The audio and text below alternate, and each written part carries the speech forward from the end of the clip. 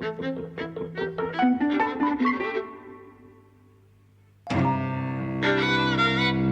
and welcome to Eavesdropping at the Movies. I'm Mike. And I'm Jose.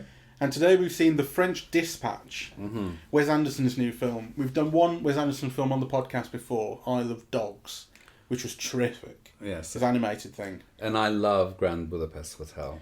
That was good. And he's made a bunch of decent movies, although I think those are the only... I've seen Life Aquatic with Steve Zissou. I saw and liked. I've seen the Tenenbaums. Royal Tenenbaums. I couldn't make it through that, but that was about a decade and a half ago that I tried to watch it. Yeah, I like that. Well, he's got... I mean, that's one of his best regarded still. I think I could make it through the Life Aquatic. It lost me. I've seen Bottle Rocket, but I can't remember very much about it.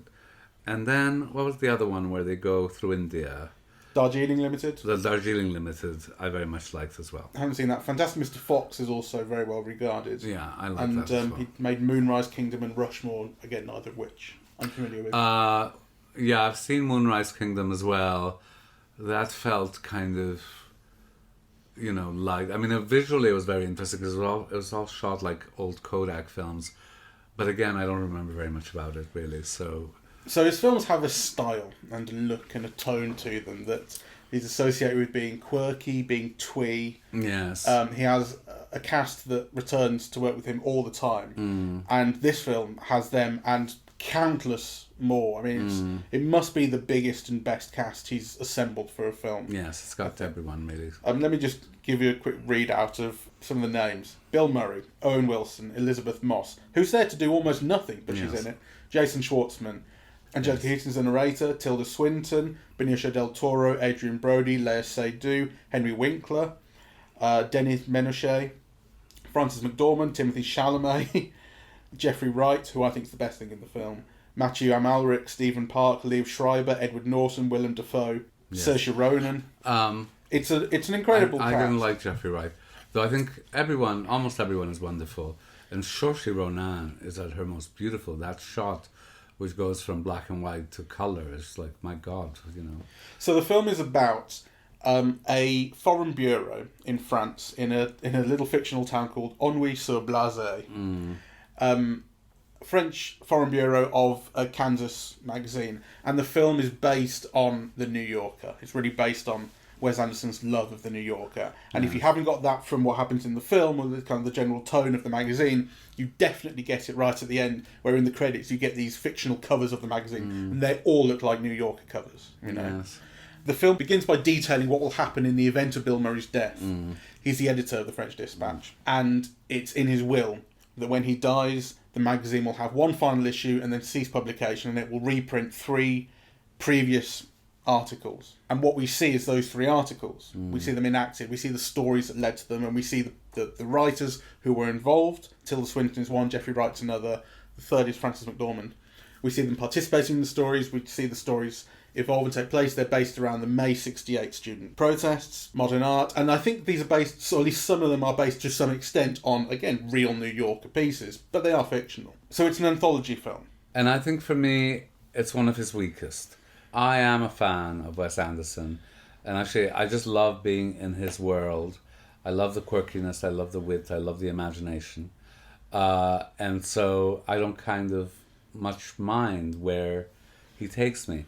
It took me a while to get in tune with him because, I remember seeing the Royal Tenenbaums and kind of feeling that it was somehow important and significant, but that I personally wasn't in tune with that sense of humour. Well, that certainly was the case with me when I first tried to watch it. Yeah, I've since grown to understand his tone. I have. So this is a film that I enjoyed on that level, right? And there were visual moments again that are just so delightful and pleasurable. Just kind of what he does with the visuals. I mean, Owen Wilson on his bike, that kind of feels like a cartoon, and then the joke. I mean, they're just they're kind of just pleasing. It's not ha funny, but kind of there are kind of low level constant delights in the visual, but.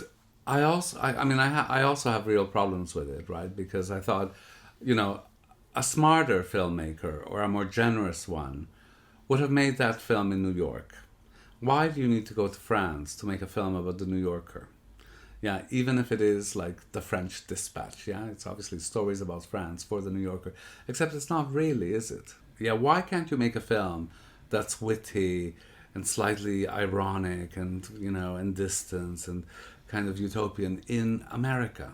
The magazine, The New Yorker, is about American sophistication, yes, and wit, yes, and it did have, you know, letters from Paris or whatever, yeah, it did have like, you know, contingents writing from Paris, but why this film about New Yorker and New Yorker inspired wit and concerns, why that had to be translated to France, why you can't imagine that happening in America is troubling to me. Maybe for the same sort of reason that the Grand Budapest Hotel was the Grand Budapest Hotel and not the Grand, you know, Illinois Hotel. No, but that makes a different kind of sense to me, because the Grand Budapest Hotel was very much kind of based on Lubitsch and so on. And I'm not saying that Wes Anderson can make a film about, you know, traveling on a train through India or going in the Grand Budapest Hotel. But this is a film that is based on the New Yorker. Right, it's not based on, you know, a grand hotel in Budapest, right? So why you can't make a film that's based on the New Yorker in America is troubling to me. Okay. Yeah, something to think about. Why does this kind of sophistication and elegance of attitude, you know, and talk of revolution and modern art, why does it have to come from ennui sur blasé or blasé sur ennui, or yeah, it is. Why can't you imagine that being possible in the United States? Yeah, it's an interesting. It's at least a problem. It's something to think about. You know, why an American director, yeah, kind of taking off of an institution, yeah, of American journalism and letters, can't imagine doing that in America. Yeah, fair enough. Maybe he imagined it and thought it would be better in France. Well, it clearly did, you know. But what that says about him, you know, and what that says about his views, of those attitudes in America is very telling. So I mean, that's it's an interesting point, and the one I hadn't considered, and I so took it as read that this was the kind of place he would be interested in. I mean, it's fictional, obviously, but it's the kind of tone. It speaks to that sort of tweeness, quirkiness, overseas, you know, funny things happen there, sort of thing. It made a kind of instinctive sense to me that it fits in Wes Anderson's world, you know. But you're right. I mean, you know, a lot of that kind of sophistication, irony, you know, the concerns with modern culture and cocktail hour, you know, and new thinking.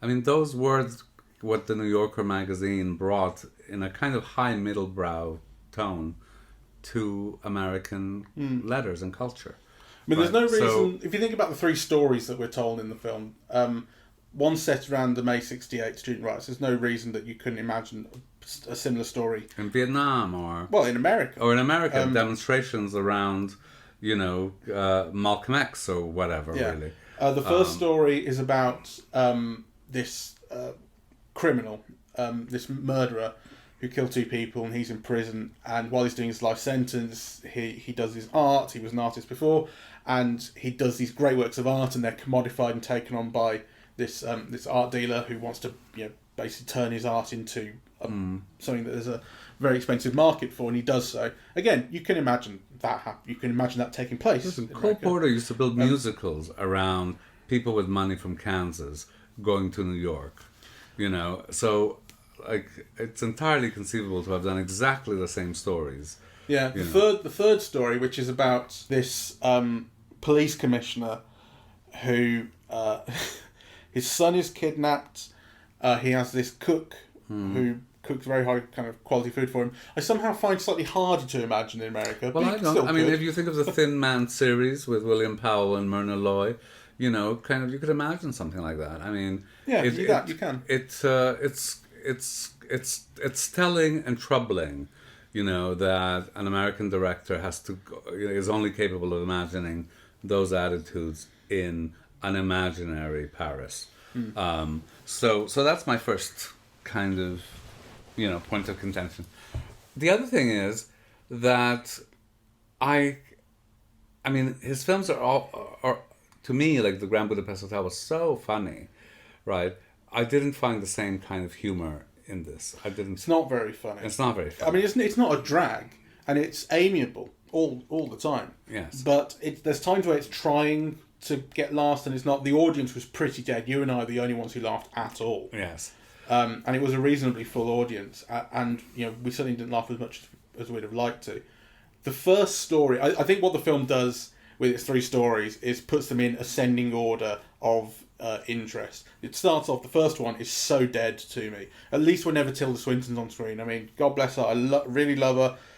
But when she's on screen, on stage, telling the story, narrating the next bit, I found it completely dead. I didn't like the kind of Esther Ranson thing she had going on with her teeth. It's just this little affectation that doesn't add very much to what is a nothing character anyway. Yeah. I felt that really dead. I did like the Benicio del Toro Lea Seydoux Relationship. dynamic, yeah. Yes, they were good like that together. very much. And certainly the scene where he's in the electric chair. Yes, that works really nice. So yes, there's definitely a thing. And then also the final thing where he's done this great work of art that he's been pressured to do. And he's done it as a fresco in the prison wall, yes. so it can't be removed. And the art dealer, Adrian Brody, loses his fucking mind over Adrian it. Brody's very good in it as well. Yeah, it did work very nicely. So it definitely had its moments, but I did feel my tolerance waning, during that portion of the film. The second story I found more interesting. I found more lively. I think Timothée Chalamet has the perfect look for it. He's so good. Yeah, he is. Yeah, but the look of him as this '60s revolutionary student with the hair, and then the final resolution of that story where he dies, but his image becomes commodified and it becomes a thing on a t-shirt. You can completely imagine. Yeah. There's a real. You feel that's true. And the last one, I think is set apart from not only the rest of the film, but also from pretty much anything I've seen of Wes Anderson, although as I've said, it's not very much. The reason that I like Jeffrey Wright so much is I don't think I've ever seen Wes Anderson truck in empathy the way he does with Jeffrey Wright here. Like, he's so normally about irony and detachment and a witty line here and there, but here Jeffrey Wright gets a couple of close-ups where he's on the verge of... It's when Bill Murray comes to give him... He's in prison, he comes to give him the... I liked your writing samples and here's an assignment and we can take you on. And he's in tears with gratitude. He says thank you. And there's a slowness and a bit of time given over to just that shot and an empathy in his face that I just feel, wow, I don't feel I've seen this in Wes Anderson before. I didn't like it. I loved that.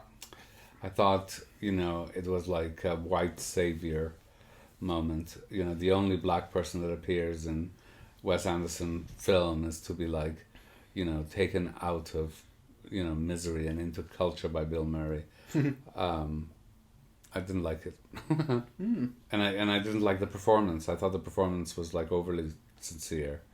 Yeah, it didn't have the stylized kind of polish. The rest of the performers are all working in the same vein. There's like a kind of a style to the playing of all of them, I think. And I could see that he was trying for that vein, but I didn't find it as successful. That's what I think. I don't think he was trying for that vein. I think he was getting a different type of performance, and really loved what he was doing with.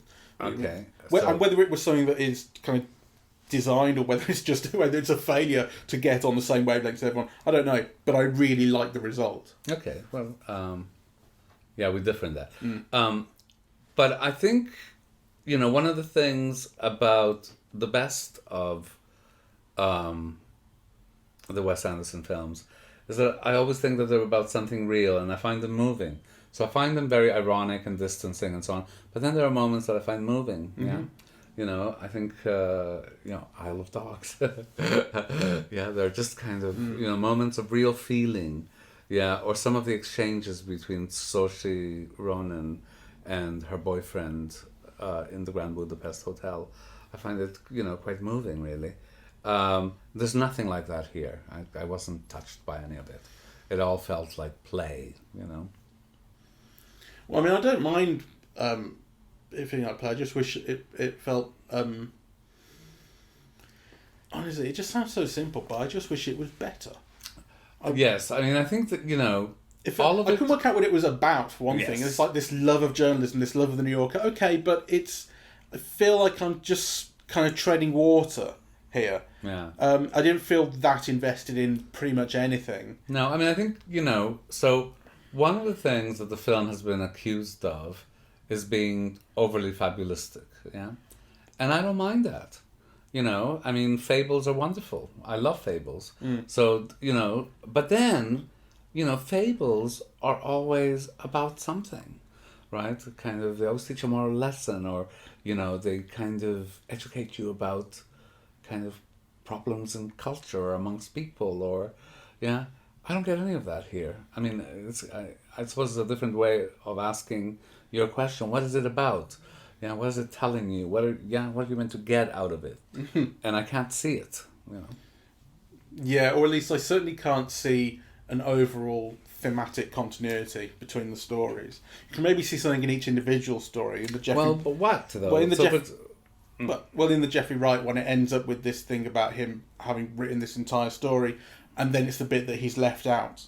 Jeffrey Wright's not put that in the story. He said it made him too sad, but it's, according to the editor, that's what it's all about. And you think, oh, that's where it is. But what is it? What is it? And in the other two stories, there is this thing about commodification, yes, which shows up in both. But what does it add up to? Yes. Yes. It's such a trifle. Yeah, it is. It did feel like an exercise, really. I kind of, in a way, I don't get it. Yeah, I think, is that all there is?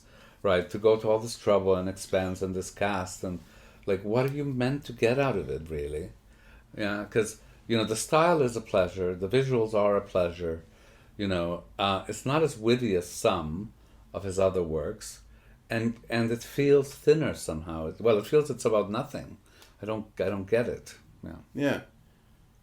And the other thing is that, with few exceptions, it's really actually retreading stylistic ground that we have seen before. And there's a point at which, if you're just applying this style to just another story, you're feeling a bit bereft by it, because, okay, I know it's your style, but what apart from that is the draw? What I did like was where it deviated a little. So one of the things about Wes Anderson's style typically is static camera, planimetric, looking straight onto walls and things. And that's very much the style throughout here, except for these occasional moments. There's even a handheld shot at one point where it goes between it's in the Revolutionary Story, it's Timothée Chalamet and the girl and Frances McDormand, and the camera swivels and turns around between them. It's really remarkable to see in a Wes Anderson film. There are also occasional shots which rotate. They track around a table or something. You see these different things, which I thought are interesting. They inject a little bit of life. I also really enjoyed the use of colour and black and white, because at first I was thinking, why is it switching between the two? I was thinking, is it to do with something being real or not real, something like that? But clearly it's not, because it happens in the middle of scenes. Yeah. I think it's just about feeling. It's about feeling. We need to feel the intensity, the emotional intensity of something here. So particularly when you get the meal that brilliant chef has prepared, and it's in a split screen. So on the right, in black and white, you see the people enjoying it, and on the left, you see in colour shots of the meal and you're told this is what the food was. And I'm going, yeah, if that's in black and white, you don't feel it. You have to see the colour, you need to see the richness of this food to get it. Same thing with her eyes. That's in black and white, the kid talking to Saoirse Ronan. He said, have you got blue eyes? And then she comes down and they are bright blue and you see it. And I like the way I think it totally operates on a level of feeling. That's when we'll go into colour, when you need to feel something. Yeah, except we don't feel very much. No, but you feel more, and I liked it. Yeah. No, I get that. Anyway, it's one of those films that you're kind of enjoying as you watch it, and then you leave kind of feeling a bit empty, really. Yeah.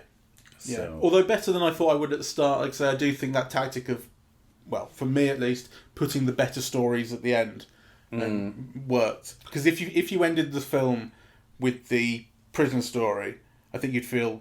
I think it would have been terrible. Also, that is a stupid story because, is he saying something about modern art? Is he saying, that it's all a scam. Well, he's not quite saying that, right? Because, there's that moment where he says, that is a naked lady in this abstract thing, right? But, you're trying to so... And also, I like those pictures. I thought they looked good. Well, I don't care one way or another. But, I don't understand what he's trying to say about modern art, except it's commodified, you create a market for it, the fact that this guy's a killer, but is also like, a real artist is something that's marketable. But it's like... I know, I actually thought the way it was going to go was when he ends up in the electric chair, he wants to kill himself because he's been doing this art for these people for ages. And I thought it was going to be this thing about just a new kind of prison that he's in. He's been made to produce great art and he won't do it anymore. It's just being used up for his value. So I'm a little bit like, in fact, exactly like the Diego Maradona film we saw, which was all about he's this great football artist who ends up being addicted to drugs and used by the mafia just to extract value from him, and then he's discarded when it's no longer viable.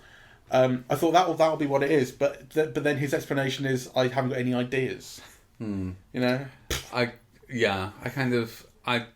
get that, and really that whole thing about the policeman and the relationship with the child and the child getting kidnapped, and what's that about?